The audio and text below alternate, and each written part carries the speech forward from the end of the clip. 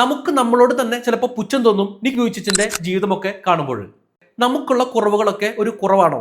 എന്നാൽ ഈ മനുഷ്യൻ തന്റെ കുറവുകളെ നേരിട്ട് തന്റെ ലൈഫിൽ നേടിയെടുത്ത കാര്യങ്ങളൊക്കെ കണ്ടു കഴിഞ്ഞാൽ നമ്മുടെ ലൈഫിൽ ഈ കംപ്ലൈന്റുകൾ പറയുന്നതൊക്കെ അങ്ങ് നിർത്തും. നിക്ക് ജനിക്കുന്നത് കൈകളും കാലുകളും ഇല്ലാതെയാണ്, ടെട്രാ അമിലിയ സിൻഡ്രോം.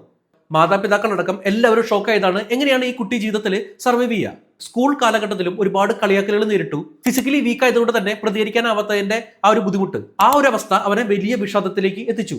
തന്റെ 10ാമത്തെ വയസ്സിൽ ഈ ജീവിതം അവസാനിപ്പിക്കാം എന്ന് വരെ ചിന്തിച്ചു നിക്ക്. മരിക്കാൻ വേണ്ടിയല്ല, തനിക്ക് ഇങ്ങനെ വേദന അധികം സഹിക്കാൻ പറ്റുന്നില്ല എന്നതുകൊണ്ടായിരുന്നു അന്ന് അങ്ങനെ ചിന്തിച്ചു പോയതെന്ന് നിക്ക് പറയുന്നു. എന്നാൽ നിക്ക് മനസ്സിലാക്കി ഇത്രയധികം തന്റെ ജീവിതത്തിൽ താൻ അനുഭവിച്ചിട്ടും ഈ പ്രായത്തിനിടയ്ക്ക് അനുഭവിച്ചിട്ടും താൻ ജീവനോടെ ഉണ്ടെങ്കിൽ അതിനൊരു പർപ്പസ് ഉണ്ട്, അതിനൊരു കാരണം ഉണ്ടായിരിക്കും. വിൽ പവർ എന്നൊന്ന് ഉണ്ടല്ലോ. നിക്ക് എഴുതും, നിക്ക് കമ്പ്യൂട്ടർ ടൈപ്പ് ചെയ്യും, ചെറുപ്പം മുതലേ നല്ല രീതിയിൽ നീന്തും, എന്നിട്ട് സർഫിംഗ് വരെ ചെയ്യും. ഒരിക്കൽ സ്റ്റേജിലും കയറുന്നു, ആളുകളോട് തന്റെ കഥകൾ പറയുന്നു. സ്കൂളുകളിലും പിന്നീട് സ്കൂളുകൾ കടന്ന് സിറ്റികളിലും എല്ലായിടത്തും നിക്കിനെ കേൾക്കാനായിട്ട് ആളുകൾ തയ്യാറായി. പതിയെ പതിയെ ഒരു മോട്ടിവേഷണൽ സ്പീക്കറായിട്ട് 70ഓളം രാജ്യങ്ങളിലെ ലക്ഷക്കണക്കിന് ആളുകൾ നിക്കിന്റെ പ്രേക്ഷകരായി.